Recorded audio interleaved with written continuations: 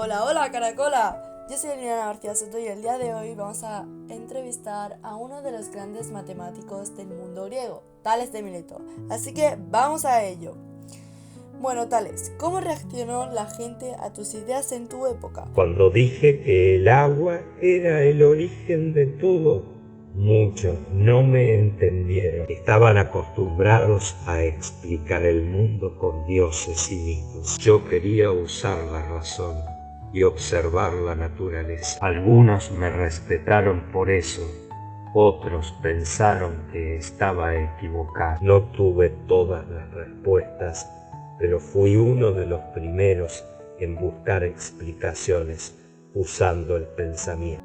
¿Y cómo aprendiste de matemáticas y la utilización de herramientas modernas? Aprendí matemáticas observando el mundo que me rodea. No tenía herramientas modernas, pero tenía curiosidad, paciencia y ganas de entender. Eso fue lo más importante. Viajé a Egipto, donde los sacerdotes usaban la geometría para medir tierras después de las crecidas del Nilo. Allí aprendí sus técnicas y las llevé conmigo. Me gustaba pensar en los triángulos, en las proporciones y en cómo usar la sombra de un objeto para saber su altura, incluso la de una pirámide. ¿Cuál es tu descubrimiento más famoso en geometría? Mi descubrimiento más famoso en geometría es el teorema que lleva mi nombre, conocido como el teorema de Tales. Todo triángulo inscrito en un círculo con uno de sus lados como diámetro es un triángulo rectángulo. ¿Es cierto que predijiste un eclipse? ¿Cómo lo hiciste?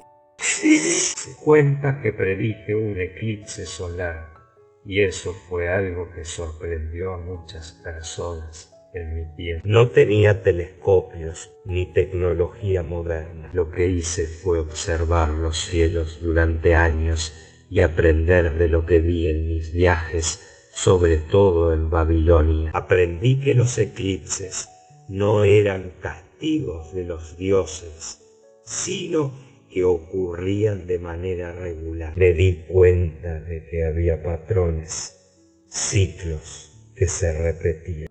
¿Por qué pensaste que todo proviene del agua? Pensé que todo proviene del agua porque vi que el agua está en todas partes y es esencial para la vida.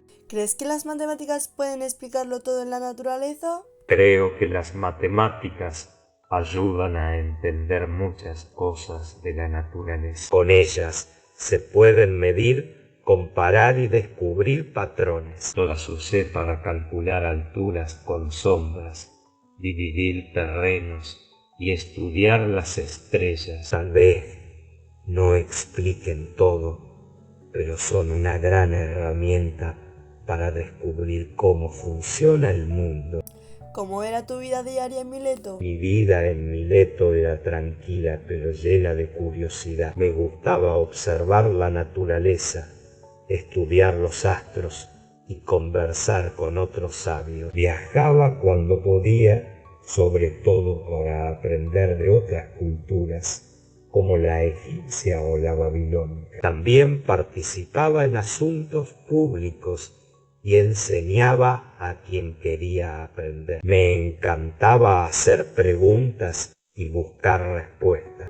¿Qué consejos le darías a los jóvenes estudiantes al día de hoy? Les diría, nunca dejen de hacerse preguntas. No crean algo solo porque todos lo dicen. Observen, piensen, prueben. La curiosidad es el comienzo del conocimiento. Sean valientes para pensar diferente y buscar la verdad con paciencia.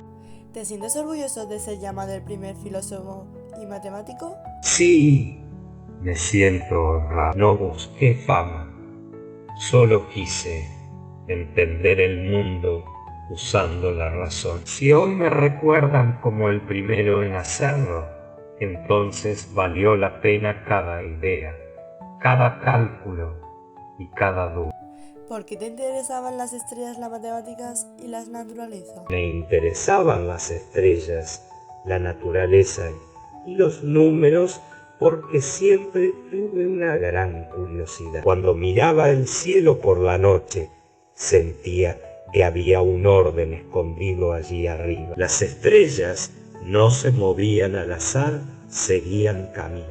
Quería saber por qué la naturaleza me hablaba sin palabras, el mar, las plantas, el viento, todo parecía tener un ritmo y una lógica. Y los números me ayudaban a entender ese orden. Con ellos podía medir, comparar y encontrar respuestas.